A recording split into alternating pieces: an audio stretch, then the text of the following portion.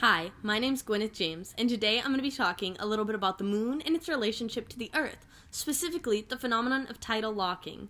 Recently, a friend mentioned something to me about how we have never seen the dark side of the moon. I laughed it off thinking they were making a Pink Floyd reference before realizing they were serious. So let's talk about tidal locking. By definition, tidal locking means that one day on the moon, from sunrise to sunrise, takes as long as one rotation about the Earth, 27.3 days. So let's look at what this means. Here we have the Earth and the moon. We're going to label the sides of the moon with one facing the Earth and the others 90 degrees away from the last. We're going to call this position of the moon relative to the Earth position A. After a 90-degree rotation around the Earth, the moon is in this position, which we will call position B. Since the moon and the Earth are tidally locked, the moon has moved 90 degrees around the Earth and has also moved 90 degrees around its own axis. This means that each point is 90 degrees from where it started. So point 1 is in the position of point 2, 2 is in the position that point 3 was in, and so on. Note that side 1 is still facing the Earth and side 3 is still facing away.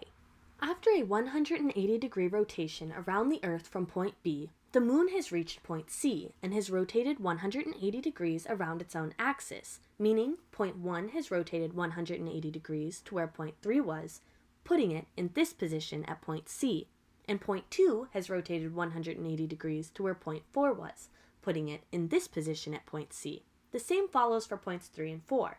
This shows that point 1 is still facing the Earth and point 3 is still facing away. Tidal locking is what creates this effect of the dark side of the moon. Since one side of the moon is always facing the Earth, the other must always be facing away. The moon's gravitational pull on the Earth is demonstrated through tides: high tide when the moon is close to the Earth and low tide when it is farther away.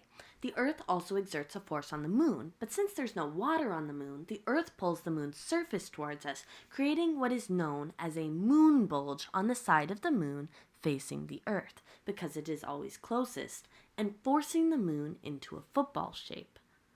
A long time ago, the moon and the Earth were both spinning much faster than they are today. This meant that different parts of the moon faced the Earth at different times, meaning the moon bulge occurred at different positions on the moon at different times, providing different arms for the Earth to exert a force on. This force pushed the moon to slow down and slowed the Earth down, because all the work it did slowing the moon down made it lose energy, kind of like you after you've been running around for a while. These forces are what created our 24-hour day and gave us this wonderful balance in our Earth-Moon system, tidal locking.